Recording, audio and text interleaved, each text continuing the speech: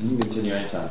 I'm ready for you. We got so many cameras, you can continue anytime. Yeah, well, and that's what editing was all about. Yeah, believe me.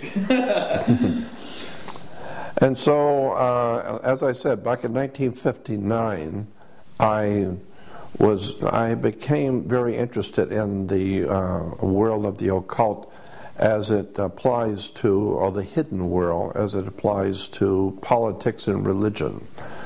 And within the past 25 years, I have begun to look at the occult or hidden world of commerce and how banks and government works.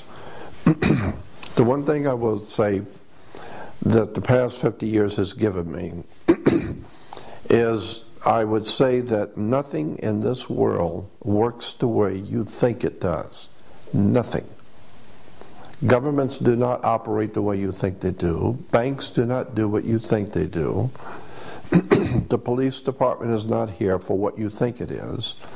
Nothing in your world works the way you think it does. There's a far higher, bigger picture going on the earth for at least 7,000 years of human history that we modern day people really just don't relate to.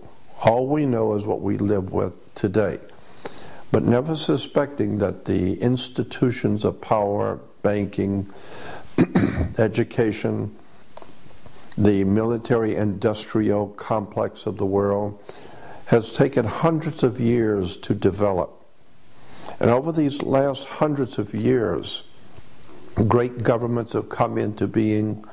Our great country of America, the United States of America, which was the first time on the history of the earth that a people rose up to demand their freedom and impacted the whole world. Because there's never been a time, I don't care when you look back and how far back you go into history, never been a time when the people of any country have ever raised up to declare their freedom. It's never happened. And that's what made America so interesting and so provocative back in the 1800s, is that Americans decided they wanted to be free. So what a clever idea that was. No one had ever tried that before.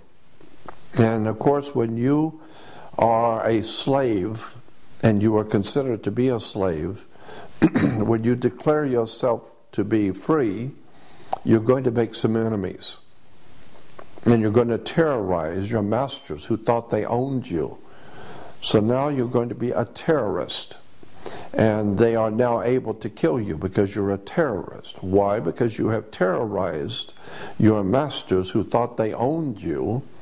And now they see that the slaves are deciding to revolt and don't want to be owned anymore, and they want to be free, and so there was a war. We call it the Revolutionary War, in which Americans decided they wanted to be free, and they wanted to be free at any cost.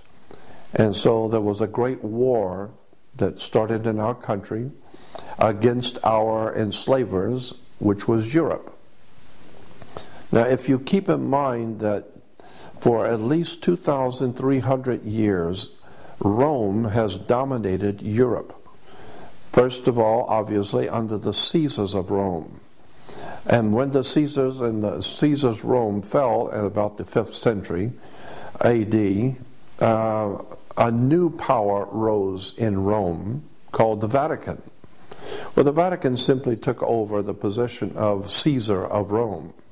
And so today, the papacy or the Pope is still basically Caesar in Rome. And this is why all of the nations of Europe all come to bow down to the Pope in Rome, because he is, in point of fact, Caesar. His official title is Pontifex Maximus. And that was a term that was given to Caesar of Rome.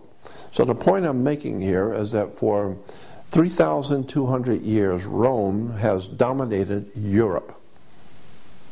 And for 3,200 years, Europe has dominated the world. Therefore, there is the old saying that all roads lead to Rome. So when you begin to see the wars and the tragedies and the things that are going on in the world today, the corrupt politics, the lies and the deception and the wars and incredible things which we're seeing, that people are becoming more and more concerned and worried about what's going on in the world scene, and where are we going as a civilization, especially Europe now and America. Just keep in mind that what you are seeing today, happening on the earth today, with all the wars and economic problems, etc., all has a pedigree. It all has a background which you need to understand. It's called the history of our country, the history of Rome, the history of the Roman Empire.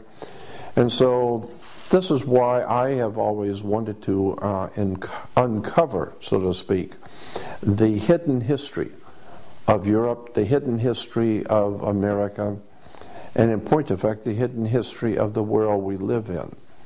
Because as I said before, so much of our religion, our government, our commercial systems, our educational systems are all based on ancient concepts and belief systems. And unless and until you educate yourself as to how your world operates, you're never really going to experience freedom. Because as a man thinketh, so is he. And so one has to start thinking in terms of how would it be in your life if you were truly free? And what would the world be like if humans were actually free and no longer had slave owners, if the whole human race were free to do what they wish? We're not talking about anarchy. We're talking about legitimate government which protects the rights of all good people and allows individuals to be who they want to be and to do the best they can. And so this is what I have always wanted to do, is to help young people, especially young people, to understand where the world they live in has come from and how it got here. Because you cannot fix anything. You can't help any problem if you don't know how the problem started. If you don't, who was it? Albert Einstein said that you can't depend on the same people who caused the problem to fix it. So I believe that knowledge is power. And this is why so many people in America especially feel powerless, because they have no knowledge. It's written in the Old Testament of the Bible. Profound things have been said in the Bible. For instance, it is written in the Old Testament that my people are dying from a lack of knowledge. And that's certainly true. Today people are dying, they're wasting their lives away because they're ignorant, ill-informed, and unread as to how the world works. And there's another scripture that I think is extremely important that says, where there is no vision, the people perish. Let me say that again. Where there is no vision, the people perish. Simply meaning that as long as civilization does not understand where we have come from, where we are now, and where is the whole human race going in the future, if you don't have that kind of spiritual vision, then we're going to perish. Because all of us are nothing more than sitting ducks in the pond. Unless you understand freedom and where it came from and how it was obtained, and unless you start thinking in terms of protecting your rights and your freedoms, the ancient Roman law, and I find ancient Roman law very interesting. Roman law basically said, there was a maximum Roman law that says, for he who would be deceived, let him. And another maximum Roman law that says, if you do not defend your rights, you have none. And so this is what I have been trying to get young people to understand, is that you need to educate yourself about how the world really works. Because until such time as you have educated yourself and understand that knowledge is power, and this is very, very important, because as long as you don't understand how you are being used, how you're being lied to and mistreated, deceived, you're never going to be able to get out of the mess we're in. Knowledge is the key. And unfortunately, too many people are preoccupied with watching television and sports and trying to make a dollar just to stay alive. They don't realize what's really going on behind the scenes in our country of America and around the world. There's a very big story here that needs to be told. Who is running this planet, and what are they doing to the human race? Not just to America, but the whole human family on the earth is in serious jeopardy, and it is calling into question the very veracity of human freedom. Unless and until we wake up and begin to take back the sovereignty of our own minds, forget about television, forget about all the nonsensical entertainment that we're bombarded with, and begin to start thinking seriously about your life and where you've come from and where you're going and what's going to happen to your children and your grandchildren when you're gone. You had better start waking up and understanding the world we live in is very, very serious trouble. And we need to wake up and understand how the world really works. That's what I hope to help you do. I'm Jordan Maxwell. That was awesome, Jordan. There was a philosopher, I think his name was Socrates, if I'm not mistaken it was Socrates, who eventually the government, the powers that be, shall we say, in the government of that day in ancient Greece, they came to Socrates and they suggested that he might want to do away with himself. They didn't want to have to do it themselves, so they suggested he might want to commit suicide for the good of all the nation. Why? Why was the government so anxious to have Socrates dead and gone? They said that he was corrupting the youth of Greece. He was corrupting the young people. And what was he doing? He was teaching them, he was teaching young people the facts of life, how the world works, to question government, question authority, question with the people around you. Don't just buy into anything because you're ignorant and ill-informed. Question everything. Begin to read and study on your own and begin to question powerful people, powerful governments. And so Socrates began causing young people to think too much. And eventually they had to get rid of him. He was too popular, so the government didn't want to kill him, so they just asked him to do it himself. So the same thing, the more we change, the more we stay the same. Nothing changes, and so there's nothing new under the sun. And so today, just recently, with the the rioting and revolution going on in China in Tiananmen Square, it was interesting that Henry Kissinger made this statement when this activity was going on in China, when young people were rising up against the government in Tiananmen Square. The news people asked Kissinger what he thought was going on. Why were these young people doing this?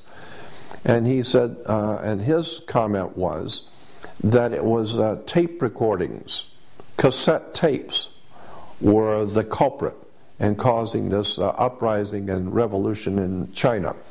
And what he was saying was that young people here and from China who are living here in America, who were enjoying the fruitage of freedom and liberty and justice and education and knowledge, were making tapes, cassette tapes, and sending them back to their friends back home, to young people, their young friends back home, and their young friends back in China were reproducing those tapes Everybody has a tape recorder, so they were reproducing tapes, and before you know it, all the kids in China were listening to cassette tapes about freedom, liberty, questioning authority, questioning your masters, and questioning who supposedly owns you, and question your decisions in life. And so basically education caused a revolution. So it was a revelation which brought a revolution. And it was all caused by young people sending each other cassette tapes. So the same thing we see, in China, we saw in ancient Greece, when the great philosopher was teaching young people how to think, and they were spreading that message to other young people. What happened? It caused a revolution. And if there's ever been a time in the human race and the history of the human family on the earth that we need an intellectual, spiritual renaissance. We don't need revolutions in the street. It's quite simple. All we actually need, the civilization on the earth needs, is a spiritual and intellectual renaissance. A time when people will begin to hold important knowledge, wisdom, and understanding, questioning authority, questioning the governmental system under which you labor. It's a very important point that knowledge is a basis for power. Let me give you an example. Suppose you have a two-story building and you're going to put a lot of weight on the second floor. Before you put heavy, like printing presses and all that kind of thing, before you put any heavy weight on the second floor, go downstairs with a ladder and get a building inspector and go up through the ceiling tiles on the first floor and look at the foundation of the second floor to see if it's going to hold that kind of weight. So what you're doing is you're going downstairs, you're going down under the foundation, and you're standing under the foundation to see if the foundation is going to hold that kind of weight. So what you're doing is you're standing under what you're going to build on. That's where we get the word understanding. So unless you are able to go beneath the surface of any subject, you don't understand. And so it's time that you begin to understand the world you live in, how the government really works. It doesn't work the way you think it does. Banks do not loan money. There's a law in America that says no bank can loan money, period. That's the law. Now, how many people go to get a loan from a bank know that the law in America says no banks can loan money? How many people know that? So once you begin to understand that banks don't loan money, I mean, think about it. Just reason for a moment. Suppose I put my $100,000 of my money into a bank, and 2 days later you come in, want to buy a boat for $200,000 or $100,000, and the bank is going to give you my $100,000 to buy your boat. No possible way is that going to happen. Banks do not have the authority to take my money and give it to you. And if you don't pay, then what? I just lost my money because they gave you my money. That's not the way banks work. Banks do not loan money. The way it works is very simple. Suppose you're buying a $30,000 car, $50,000 car. That car, first of all, has to be appraised by a state-approved appraiser. So you have a government appraiser appraise the car for its value. And let's say it's $50,000. Therefore, the paperwork on which that paperwork which represents that $50,000 car is referred to in commerce and business as commercial paper. And that piece of paper represents $50,000 in business. So so what happens is if you decide you want to buy the car, the dealership sends the paper to the bank. So now the bank has a $50,000 worth of commercial paper. What the bank does is they open up a bank account in your name. without you knowing it. All banks do this. They open up a bank account in your name. They sign your name on the bank account because you can't open a bank account without a signature. So they sign your name on a bank account and open up a bank account for you. But you don't know that. Then they take the $50,000 in commercial paper, which represents $50,000, and they put it into your account. So now you have a bank account in their bank with $50,000 in it. And then they take that bank account and they write a check on that for you. So the first check for the first $50,000 they write for you, and they sign it for you and give it to you so you can give it to the dealer. So you think that the bank has loaned you $50,000. No. The bank merely gave you credit on the commercial paper which they are holding.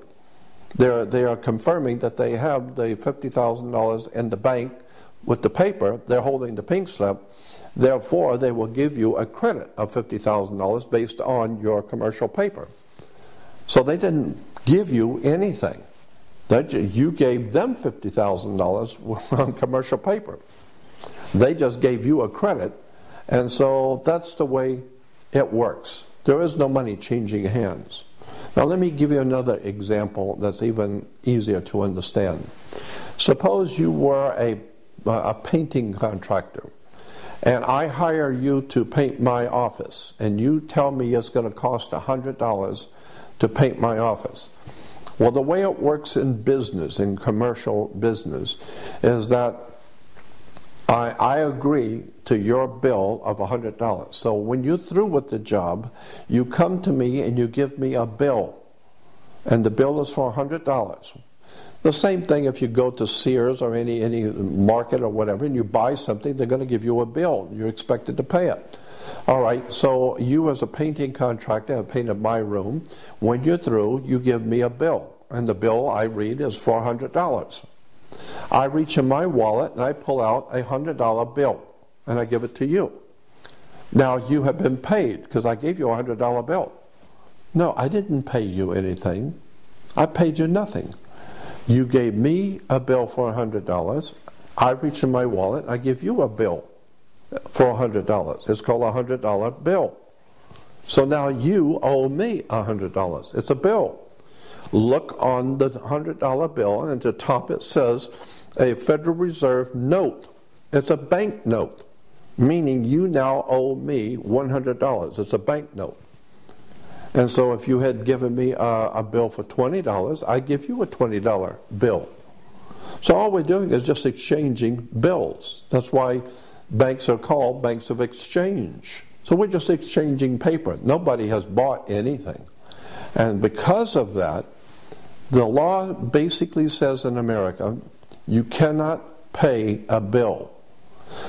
So understand, when you say that you've got a bill that you have to pay, you cannot pay a bill in America. That's the law. But you can discharge a debt. That's different. Discharging a debt is different from paying a bill. Since you didn't pay for anything, since you're using the Federal Reserve note and you're buying something, you did not pay for the bill. You didn't pay the bill. So therefore, whatever it is you're buying, you don't own. You don't own anything. It was just a bill of exchange. So they gave you something, you give them something. They give you something worth $100 bill, and I gave them a bill for $100. So the bottom line on the way commerce works is that nobody pays anyone, period. Therefore, in point of fact, by law, no one owns anything in America. No one. So that's why you don't own your home. You don't own your car. And once you understand how the world works, it's an extraordinary story, a betrayal of the human family. Very, very interesting, dark stuff that we are not aware of. There's another law that says any official vehicle that is owned by the state, whatever state you happen to live in, the state has its own vehicles. And therefore, any state vehicle will have on the vehicle, I don't care what it is, a truck, car, motorcycle, it doesn't matter. It will have on the license or near the license, it will always have for official use only. A little sticker or a little print on the vehicle, whatever it is, and it will say for official use only. That means that this vehicle, whatever it is, 16-wheeler or a motorcycle, it doesn't matter. It's for official use only, means it's owned by the state. And anyone who's using it is officially using it for the state, not for themselves. Therefore, anytime you are going to register your car, you get a little tag in the mail, and you peel off the tag, and you're going to stick it on your car. When you get that tag, read it. Read on the tag, it says for official use only. So you're peeling it off and putting it on your car, so now your car has official use only, meaning the state owns your car. And since the state owns your car, they would like to know where their car is. So that's why once a year you have to register your car. You've got to register it to let them know where the car is, because they own the car. And incidentally, that also is why you have to have insurance and a seat belt. It's because you do not own your body. The government owns your body, in point of fact. And so your body is a security on the New York Stock Exchange, and the corporation that owns you, and you are owned. There are laws that expressly say that you are owned. You just don't know it. And since you are owned, your owners do not want you to get hurt, so that they have to take care of you, because you're a security on the New York Stock Exchange. So you must carry insurance. Well, I mean, that makes sense if you've got a stock on the stock market. If you can insure it, that's even better. And so that's why you have to have a license, you have to have insurance. You can't get married without a license, because everything in our life is a business. Getting married is a business. That's why you have to have a license to get married. The word license simply means a permit to do something, which without that permit is unlawful.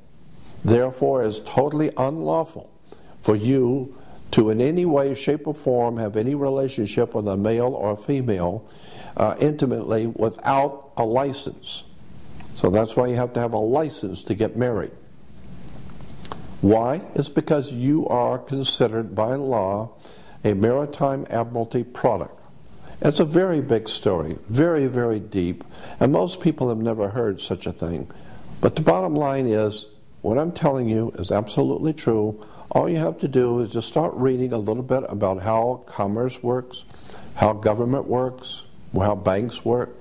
It's a fascinating story about how the world in no possible way works the way you think it does.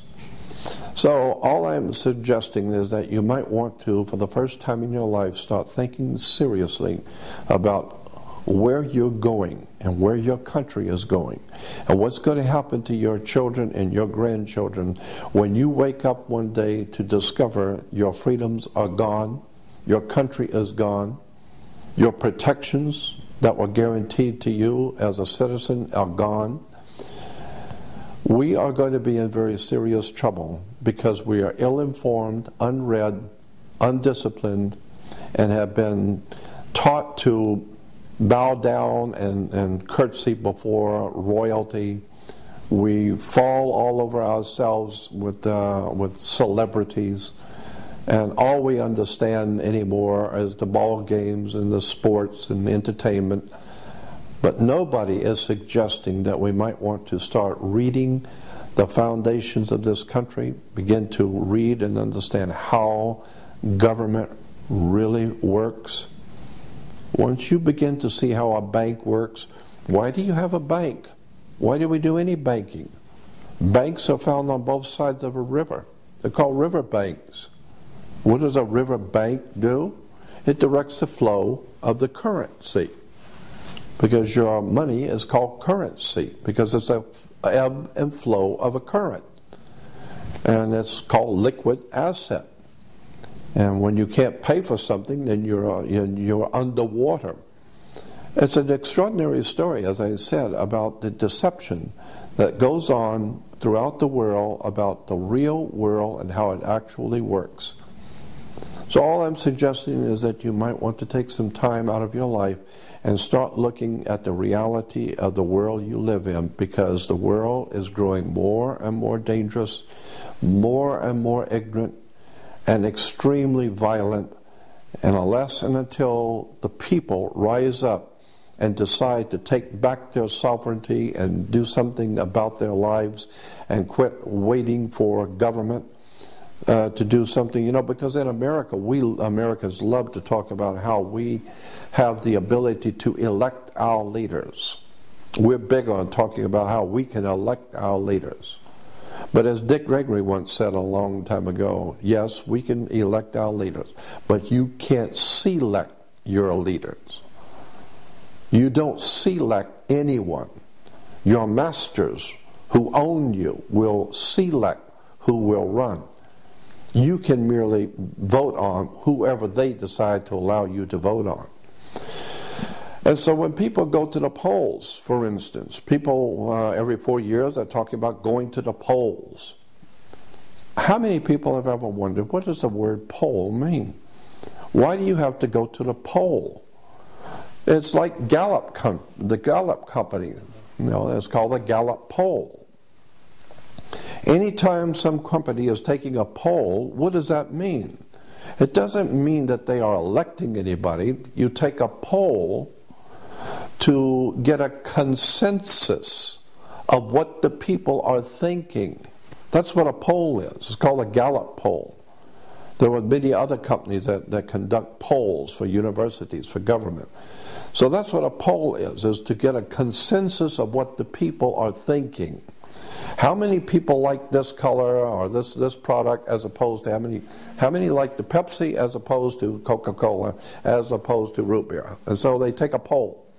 And so the poll shows that that the masses all particularly like one product. That's all they wanted to know. Just which one do you like best? It doesn't mean much of anything. It's just a poll. And so every 4 years, Americans go to the poll to tell their masters who own them. And they do own you. Your body is a security on the New York Stock Exchange. You need to understand that. And so every 4 years, your masters who actually own your body want to know which one of these individuals that work for us, they work for the corporation, you work for the company, but which one of these would you feel better about having at the head of the company? Which one do you personally like? All 6 of them work for the company. They work for the government, period. But which one do you particularly like? Because this way, if you particularly like one and you vote for him, then we will make him the president of the company, and you will be happy because it was your choice. No, it wasn't your choice. You didn't have the opportunity to select your leader. You only had the opportunity to elect one of the 6 that they gave you, and all 6 work for the same company. So this is why nothing ever gets done, because people don't understand how their world really works. Extraordinary stuff. I suspect that this is a very important time in human history, and especially in the history of our country. When you don't know how your government works, you had better wake up and understand that you have left your government in the hands of other people to take care of things for you because you're too busy with your everyday life. Well, when you leave your personal business and your children and your life in the hands of someone else to take care of you, they're going to take care of you all right. Whatever decisions they make, they're going to take care of themselves, not you. Because you left yourself in their care, they will decide what you will eat. They will decide what you will wear. They will decide if you will have a job or not. Why? Well, because you left yourself in my care. I'm supposed to be in charge of you. So I will decide how much you will make. And you can bet that I'm going to make 1,000 times more than you do. Because I'm in charge. After all, you voted for me. So I'm just saying there's time for us to wake up. These are very evil days, and unless America is ready to wake up and face the facts that we have been lied to, deceived, and tricked into surrendering our lives, our minds, our sovereignty of thinking, and as I said in the beginning, what we need more than anything now is a spiritual and intellectual renaissance, a revolution spiritually around the world where people wake up to the responsibility to stand before your Creator and be a normal adult human being who knows what's going on, who understands the world, and can contribute something to the good for the whole human race. But it's going to require that you educate yourself and understand how the world works. Again, my name is Jordan Maxwell, and thank you for listening. All right, let me just go through my cameras because I know decades now, because it's 5 decades. It's a lot, Jordan. Yeah, I know. God knows, it sure as hell is. We're ready whenever you are. I just reset all my cameras. We're good to go. I got 20 more minutes on this one, so if I do kind of abruptly stop you, I apologize. It's up to change the tape. I have learned many things in the past 53 years of my life and examining the world in which I live. And one thing I've come to quite a few conclusions. One thing in particular is I see no advantage in confronting power. Anytime you confront power, you will pay for it. The Jews who stood up to Adolf Hitler paid a hell of a price. The poor people of Russia who stood up to the tyranny of the communist movement in the Soviet Union paid a terrible price. You always, always pay a terrible price when you stand up against tyranny, violence. And since the world that we live in today is basically run by fear and tyranny and violence and threats, and there is no longer any freedom and liberty and justice for all, which America used to be famous for. You know, Superman in one of the movies said he stands for the American way, freedom, liberty, and justice for all. Well, I like what Dick Gregory said, you're no longer free or brave. This is not a land of the free and a home of the brave. We're not free or brave. So it does not pay to confront government or to confront your masters. The way I have chosen to do my work is just to quietly try and help young people and anyone else who is listening, but I'm mostly concerned with the lives of young people, because older people usually are so jaded they don't want to change anything. They're not interested in changing anything. But young people see the value in changing for the better. Older people don't. And so I have always wanted to just quietly do the best I can to cause young people to read, study, educate themselves, intellectually and spiritually enlighten themselves, because this is very important in this time of these times in which we're living. For young people to understand the word grounding, you need to be grounded. You're a biological battery, and you need to be grounded. And we know scientifically that when you take your shoes off and walk in the grass or walk on the beach, you are grounding yourself because, as I said, your body is a biological, electrical battery of sorts. And so you're grounding yourself with your Creator, with your earth, with the earth that you came from. And so the best way to ground yourself is to also spiritually and intellectually begin to educate yourself, begin to read and study. And of course that's a very radical and revolutionary idea, because the tyrants of Russia that took over the Russian people, the Soviet Union, Adolf Hitler, who took over the Nazis, took over Nazi Germany, That was something very, very dangerous to do under those totalitarian dictatorships, is to start thinking on your own and questioning authority. You don't question Adolf Hitler, and you don't question Mao Zedong in China. You don't question the communist emperors. You don't question the warlords or the mafia or the gangs. You don't question that. It's tyranny. It's fear. And unless and until the human race can get back their sovereignty to question everything, to question the ethics, the laws, the rulers, who these people are who rule over us, where do they get their authority to rule over us? Unless you're ready to do that, you might as well understand your children and your grandchildren are going to live under tyranny. They're going to live in a very violent, dark, and evil world that is coming. And so I believe that the only hope for the human race is for a spiritual and intellectual renaissance where people begin to question everything. Do not accept anything from anyone unless you can prove it to yourself. Because there's a lot of people out there with a lot of money and very powerful people who will lie to you through their teeth and couldn't care less because they have no respect for you and they know that you're going to buy anything they say and therefore they will have their way with you. I would suggest to save the human family, you might want to start quietly resisting tyranny.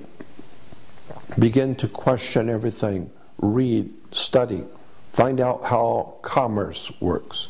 Find out how the law really works. Find out how this country was founded, where freedom came from. Go back and start reading and studying, and you're going to find out the world has come a long ways down this dark hole into tyranny and violence because people have allowed it.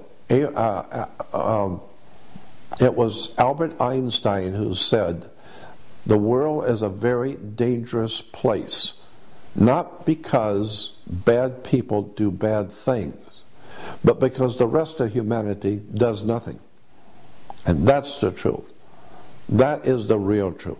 The real problem on the earth today is that, as the philosophers once said, all that is needed for evil to exist and prosper is for enough good people to do nothing. And so that's the problem. Today, overwhelming majorities of the American people couldn't care less. As long as they have the food to eat and the cold beer to drink and they're entertained, just as it was in the Roman Empire, as long as you have the entertainment and alcohol and the music and whatever it is, that are your drugs. We're the biggest drug-using nation in the world. Our people are on drugs everywhere. Legal and illegal. Doesn't matter. We are a drug-taking society. The reason why is because we as a people in America know we've been had. And we have no power because knowledge is power and we have no knowledge and we know it. So I'm suggesting if you want to save the world for your children, for your grandchildren, you might want to start doing something you've never done before. Slowly but surely, read, question, think, and evaluate what's going on, and do not take the word of anyone. There's a scripture that says, there's a scripture in the Bible, in the New Testament, that says, do not trust any man. Put not your trust in earthly man, in whom there is no salvation. Every time people are jumping in the streets and praying and crying and dancing in the streets because their man got to be president, and eventually 6 months later they will find out he was nothing more than just one more criminal running a scam on them. So all we need to do is just keep voting, just keep doing what you've always done, because it's never gone anywhere and it's never going to go anywhere. Why? Because that's what we want. As a nation, we want people to lead us. And when people lead you, they're going to mislead you. So you better start taking back your own mind and your own sovereignty and start thinking for yourself, which has made America great. We were a free country because we did not want to cower ourselves to tyranny. We wanted to question everything. Well, the world has changed. We've lost our freedom. We've lost our jobs. We've lost our money. Many of us have lost our homes. And now generally the country is just losing its mind. And that's why drugs are on sale everywhere. The Medellin cartels are selling drugs and making billions off of America. On every street corner in America there are drug sales. Every corner has a liquor store. It's because somebody is wise enough to know that they're using us and that we are frustrated and we need drugs and alcohol and entertainment just to get by from day to day. So this is the world you're leaving for your children. This is the world you're leaving for your grandchildren. You need to wake up, get yourself grounded in intelligence, wisdom, and knowledge, and start asking questions. You better do it, and you better do it soon. The world we know is not going to be here much longer. What your masters have planned for this world, you have no idea in the world what's coming. This is very serious. You need to wake up. 1 second, let me change my battery. Yep, and let me hear it.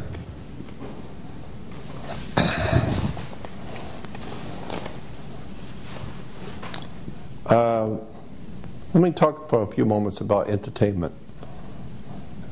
If you go back into history, into European history, thousands of years ago, even before the Roman Empire dominated Europe, there was already a governmental system in operation in Europe, even before the Roman Empire existed. There were already lots of people living there, and they had a whole system of government in operation. And that system was consisting of lawyers and doctors and religious leaders and law enforcement, etc., etc. And that system was called the Druids. There was a Druidic system. The Druids were a Celtic or a Celtic, can be spelled either way with a K or a C, Celtic or Celtic European Druid system. And one of the most important symbols in that ancient Druidic system that ruled Europe before the Roman Empire, and the Druids are still in existence today in Europe, and there are even Druid societies in America today. So they haven't completely gone. But the point I wish to make is that in the ancient world, in the ancient European world, was a Druidic system. And one of the most important symbols in that European Druidic system was a magic wand. Like Merlin the magician with his magic wand, always waving the magic wand. The same idea as today with the orchestra leaders who have the magic wand, and of course you play to their tune. They're the boss. They have the magic wand. And Merlin the magician, as I said, was always a Druidic symbol for power, a magic wand. Magic wands were always made out of the wood of a holly tree. It was made out of Hollywood. Once you understand Hollywood, you begin to understand the Druidic system, which we call Hollywood.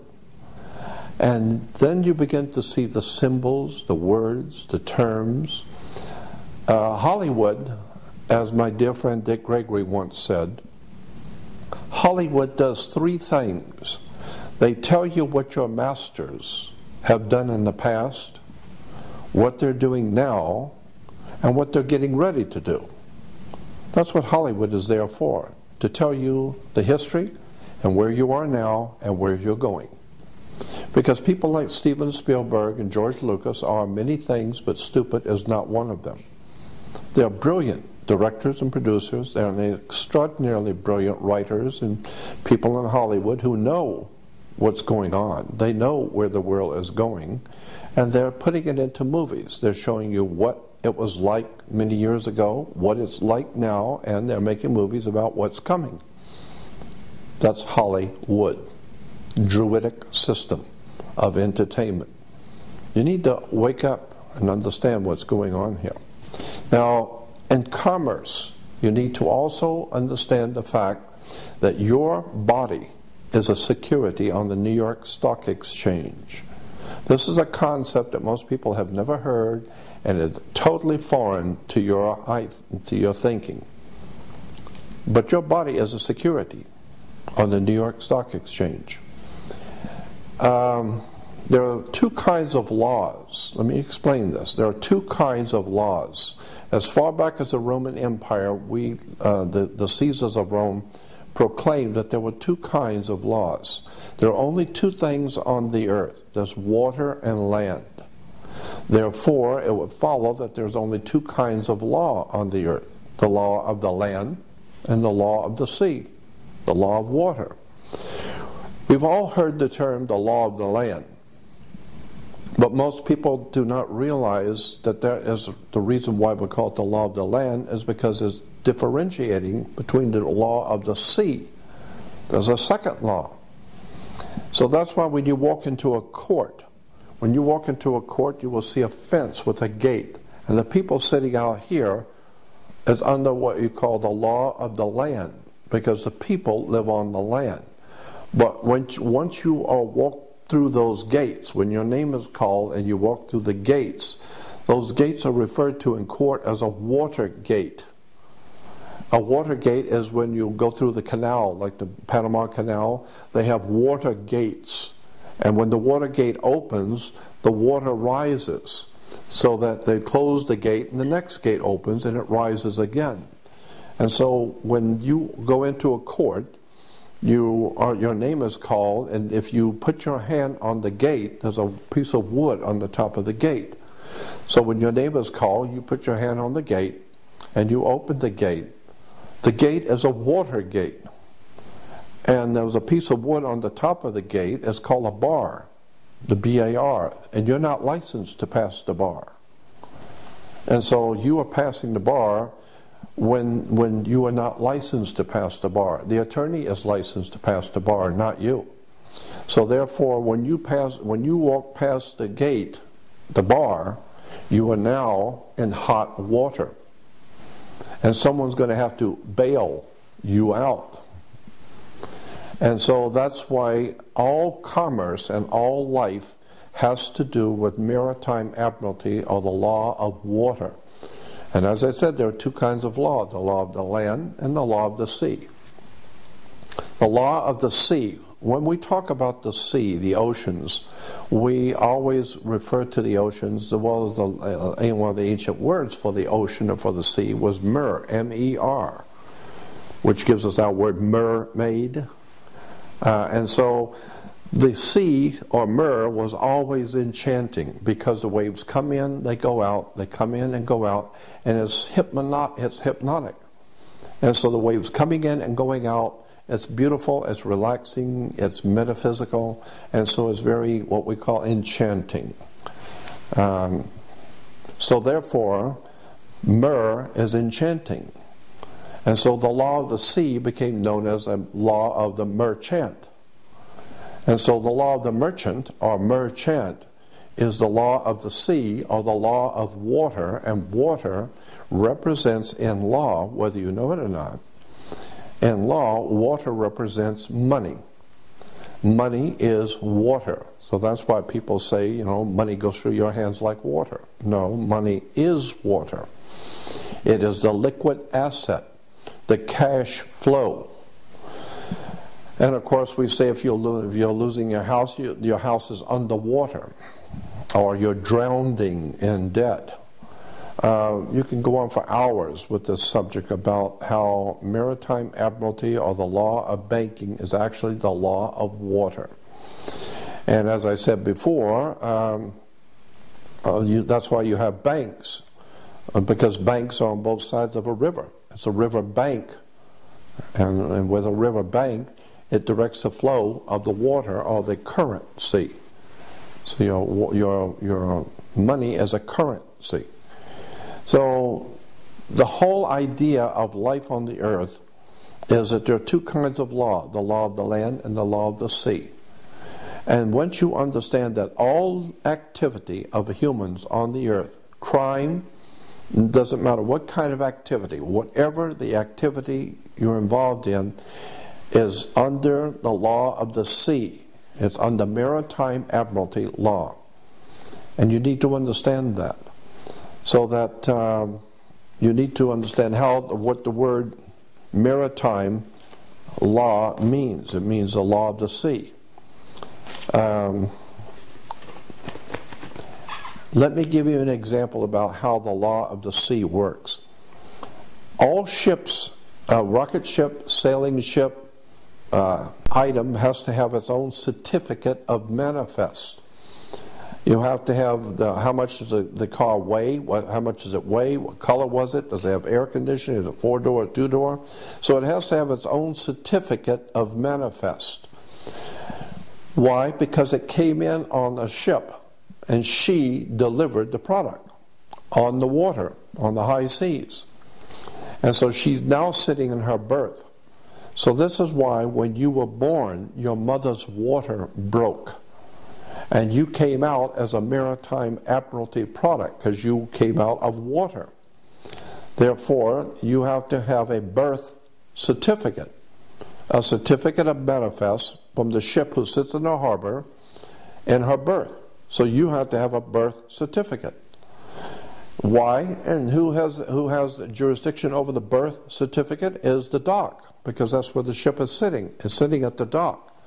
So the dock has to sign your birth certificate. Why? Because you are a maritime admiralty product. The banks will buy your body. And it's a story of the way banks work, the way maritime admiralty commerce works. You need to understand that you are a product.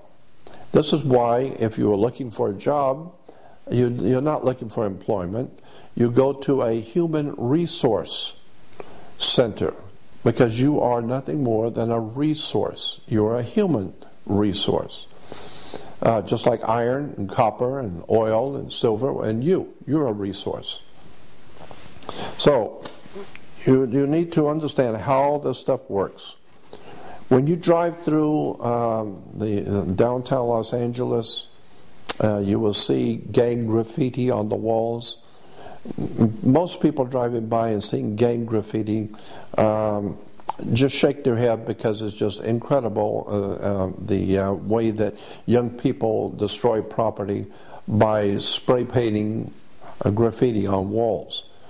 But young people who understand that graffiti is a symbol, it means something. And if you don't understand the symbolism, you need to stay out of that neighborhood. So the same thing is happening all around the world. If you understand the flags and the symbols on flags, or the coats of arms, or the harlotry, or the corporate logos that companies and corporations use, these are all symbols and words and terms that are being used. So unless and until you understand that the whole world is a business, the entire earth is a business. This is why you have to have a license. You have to have a license to get married, because whether you understand it or not, you are considered, in this country, you are considered to be a corporation. Your body is a corporation, a company. That's why when I see you with the person, I say, you know what, that person you were with is bad company. Company? And you say, mind your own business. Business? And then I find out you're going to get married, and then you're going to have a partner. Company, business, partner. All human relations is corporate business. That's why you have to have a license to get married. If your marriage doesn't work, you're not going to God, you're going to court. And you're going to bring your money and all of your assets with you, because it's just business. So you need to understand how this stuff works. Life is nothing more than a business. And the entire world is a corporation. Now there's a world of difference today, there's a world of difference between the United States of America and the word United States.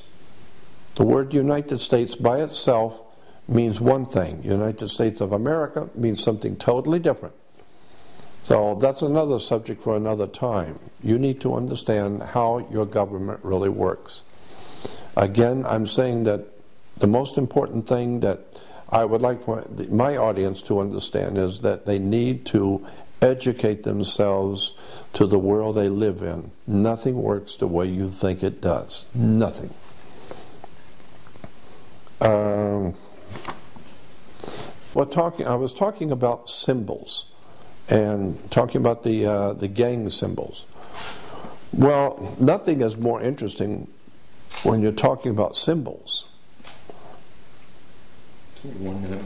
Yep. I'm sorry about that.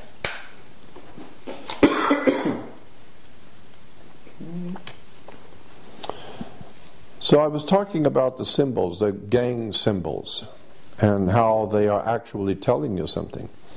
Well, the whole world is operating with symbols.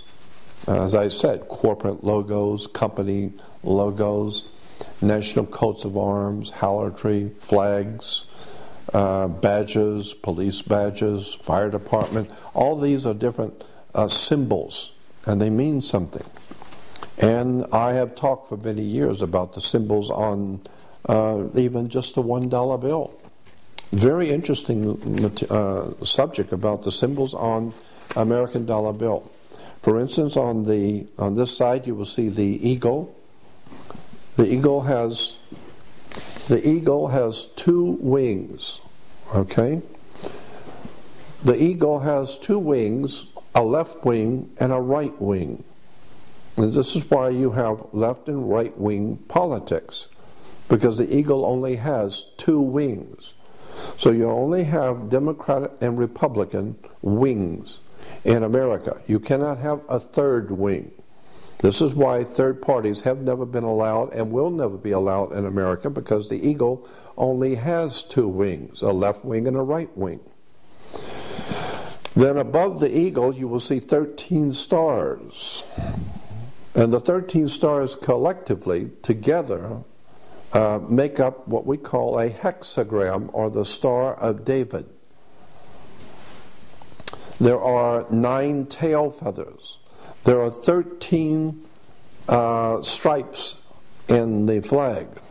There are 13 arrows. There are 13 leaves. There are 13 berries.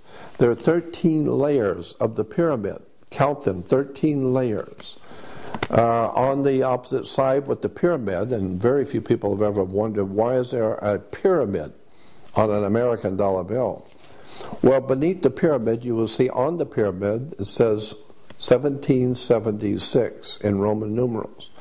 And the words beneath it, Novus Ordo Seclorum, which is in Latin, New Order of the World. So you've heard the Bushes talking about a new world order. Well, that's exactly what's happening. The whole world is being taken over into what is called a new world order, right here on the dollar bill. Now, what's important about this symbol on the back of the dollar bill, virtually no one realizes that the symbol of the pyramid with the eye at the top, what does it represent? Well, there are many, many websites and many people talking about this symbol, and virtually every one of them is wrong. It does not mean what the Christians say it means. It has nothing to do with the devil or demons or Illuminati or any of that. I've been looking at this subject for over 53 years. And I will tell you that this symbol does not represent the devil. It does not represent Lucifer. It does not represent anything evil or dark or bad. Although there are many Christian groups who want to tell you this represents the eye of Lucifer and the devil. The word devil is simply a D in front of the word evil. Write evil and put a D in front of it, becomes devil. The word God comes from the same root as good. So you take an O out of good, becomes God. God is good and devil is evil. Merely words. I'm talking about facts. Here is the facts of the pyramid on the dollar bill. The pyramid with the all-seeing eye at the top, you will see a light emanating from around the eye. The light is the sun. The pyramid with the all-seeing eye is actually the symbol for the Messiah in the Hebrew theology. In ancient Hebrew theology, Messiah, not Jesus. Jesus is Messiah in Christian theology. But in the Hebrew theology, knew nothing about Jesus, knew nothing about the Christian Messiah. In the original Hebrew, Messiah was always understood to be a triangle on top of a pyramid. That's what the very word Messiah implied. The word Messiah, twice in the Old Testament, the Messiah is referred to as the chief cornerstone the builders rejected. I think one time was in Isaiah and once was in the book of Psalms. Twice in the Old Testament, the Messiah, not Jesus, Messiah, was referred to as the chief cornerstone the builders rejected. Then twice in the New Testament, Jesus is also referred to as the chief cornerstone the builders rejected. Same interpretation, different words, one in Hebrew, one in Greek and Aramaic, and the New Testament. So the word chief cornerstone, this is why you will hear Christians who do not understand the terminology and are totally wrong. They will say that Jesus is the cornerstone of the church. Absolutely not. That's not what the Bible says. Jesus is not the cornerstone of the Christian church, period. The scripture very expressly says that Jesus is the chief cornerstone that the builders rejected, not cornerstone. Cornerstones are, of course, found on the corner of a building. Jesus is not on the corner of a building. The scripture says he is the peak of the building. He's not on the corner. And so Jesus is not the cornerstone of the church. He is the chief cornerstone of the church. And the very word chief cornerstone in Hebrew for Messiah and in the New Testament for Jesus means the same thing. It's a Hebrew word or a Greek word. And they mean the same thing. They mean in the Hebrew and Greek, a chief cornerstone is a triangle perched on top of a pyramid. That's what the word means. So this symbol on the back of the dollar bill represents the Jewish Messiah. Or, for Christians, Jesus, the Messiah. That's what the symbol on the dollar bill actually means. And this is why, of course, you will see, as I showed you before, on the top of the eagle, you will see 13 stars. The 13 stars are in the configuration of a hexagram, or what we call the Star of David. So there's a Star of David on the American presidential seal, and the symbol for the Jewish Messiah on the back, called the chief cornerstone the builders rejected. This dollar bill is completely filled with Christian and Jewish symbols. And if you don't understand the Jewish occult symbols and ancient symbols used by Israel, then you're never going to understand the dollar bill that's in your hand. The very idea of the eagle holding on one side 13 berries and 13 leaves, the 13 arrows, the 13 strips on the American flag. Very interesting. Why 13? It has to do with numerology, coming from the ancient Jewish system and from the ancient Christian system. It's a very interesting story. I'm just drawing your attention to the fact that so much of what you see and what you hear each day in your life does not mean what you think it means. So the next time you hear someone talking about the symbols on the back of the dollar bill being demonic and being Horus and being the devil worship, just remember, these are Christian and Jewish symbols from the Bible. That's another subject we could talk about. And that's another subject we could talk about another time. Okay. While I'm thinking about that, let's do it now then. All right, yes, absolutely. Let's do it. I'm ready. Now, the only way that people are going to learn anything is by fellow communication. People communicating with other people, learning from other people, and passing that knowledge on. That's the way the human race educates itself. That's the way we have grown. That's why people like myself are referred to as researchers. The word is R-E, researchers. Why? It's because I'm not doing anything new. Myself and others like me who are referred to as writers, authors, and researchers are merely researching, meaning other people have done the searching, other people have dug out the facts, and many centuries ago, maybe many thousands of years ago. And so this is what happens in a court. If you're going to make a decision in a court, you have to do some research. Go back into the records and see what the courts before you have said. See what the judges have said 30 years ago about this particular subject. So what you're doing is you're researching. Do it again. And so today, the way young people need to understand is that there's knowledge out there that you haven't been given. And you need to research that knowledge. And the way it's done is very simply, you don't confront authority. Just go to the library, especially today with the technology that exists on the web. All you have to do is go on the web and start researching words and terms and symbols and how government works. Where do religions come from? Where do the religious ideas that we espouse and the things that we talk about in Christianity and Judaism and Islam, where do these ideas even come from? How did these great religious movements get started? And where does the money come from? And what is the connection between religion and governments today? It's very interesting when you start looking at the oil companies.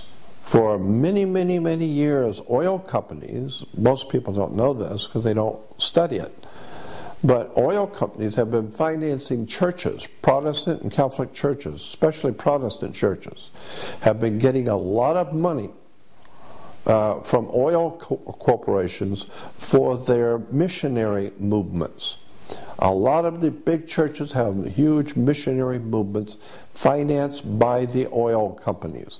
There was a large book, a very thick book, written many years ago that you might be able to find in the library called Thy Will Be Done. And it had about 6 different authors, but the book is called Thy Will Be Done. And it's a very thick book, documented every page about how the oil companies are financing churches for their missionary movements, sending missionaries out to different countries to prepare them for Christianity and for the Lord, and then when the people are now acclimated to the new Christian environment in their country, now quietly the oil companies can come in, now they can send in the CIA and all of these secret societies and government. They can begin to come into the country and set up the apparatus for the oil companies, for the corporations. But they needed to get the people's approval first, so we send in the Christian missionaries. Go read the book, Thy Will Be Done. But I was again suggesting that what we want to do is to educate the young people and educate people generally a little by little by little. It's very difficult to spring new ideas on people. But as it was proven in China with the young people who were spreading the concept of freedom and liberty and dignity on tapes throughout China, which caused the Tiananmen Revolution, I suggest the same thing might want to be done now. Young people ought to begin to talk to each other, begin to